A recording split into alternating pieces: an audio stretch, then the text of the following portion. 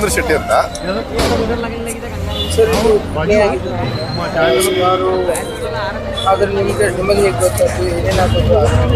ರಾತ್ರಿ 12:30 hotel close ಮಾಡಿ ಹೋಗಿದ್ದೀವಿ. ರಾತ್ರಿ 1 ಗಂಟೆ ಆದಂಥ ಘಟನೆ ಇದು. ನಮ್ಮ ಬೇರೆ ಕಡೆಯಿಂದ 1 ಗಂಟೆ 5 ನಿಮಿಷ ಕಾಲ್ ಬಂದಿರ್ತದೆ. ಬಂದಿರುವಾಗ ಇಲ್ಲಿ ಶಾರ್ಟ್ ಸರ್ಕ್ಯೂಟ್ ಆಗಿರ್ತಾರೆ. ಹೊರಗಡೆಯಿಂದ ಎಲ್ಲಿಂದ ಆಗಿದೆ ಅಂತ ಇನ್ನೂ ಕನ್ಫರ್ಮ್ ಇಲ್ಲ.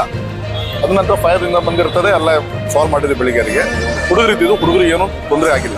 ಸೊ ಹೋಟ್ಲು ತುಂಬ ಲಾಸ್ ಆಗಿದೆ. ಸರ್ ಕೇಳಿಬರುತ್ತಿದೆ ಒಬ್ಬ 3 ಅಂತಸ್ತು ಏನೂ ಇಲ್ಲ ಎಲ್ಲ ಹೇಳ್ತಾ ಇದ್ದಾರೆ ಗ್ಯಾಸ್ ಸ್ಫೋಟ್ ಆಗಿದೆ. ಹೇಳೋರು ಒಬ್ಬೊಬ್ಬರು ಒಂದನ್ನು ಹೇಳ್ತಾರೆ. ಏನು ನಾವಿದ್ದೀನಿ ನಮ್ಗೆ ಗೊತ್ತುಂಟಲ್ಲ ಏನಾಗಿದೆ ಅಂತ.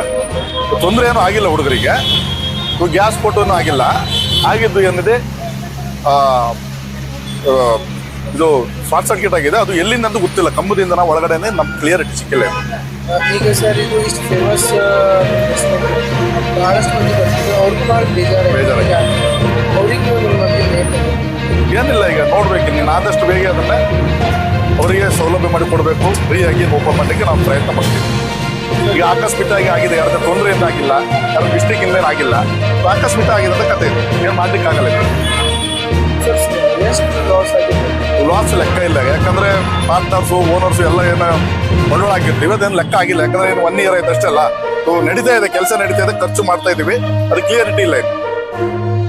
ಸರ್ ನಿಮ್ಮ ಲಾಸ್ಟ್ ಮೆಸೇಜ್ ಪಬ್ಲಿಕ್ ಇರಲಿ ಅಥವಾ ಯಾರೇ ಬಂದು ವಿಸಿಟ್ ಮಾಡೋರು ಇರಲಿ, ಫ್ಯೂಚರ್ ವಿಸಿಟರ್ಸ್ ಇರಲಿ, ಫ್ಯೂಚರ್ ಕಸ್ಟಮರ್ಸ್ ಅವ್ರ ಸಲುವಾಗಿ ಏನಿಲ್ಲ, ಆದಷ್ಟು ಬೇಗ ಅದೇ ಒಂದು ಪ್ರಾಜೆಕ್ಟ್ ಮಾಡಲಿಕ್ಕೆ ನಾವು ಇಷ್ಟಪಡ್ತೀವಿ.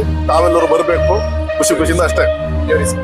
ಇಷ್ಟು ತನಕ ಸಪೋರ್ಟ್ ಮಾಡಿದ್ರೆ ಇನ್ನು ಮುಂದೆ ಸಪೋರ್ಟ್ ಮಾಡಬೇಕು.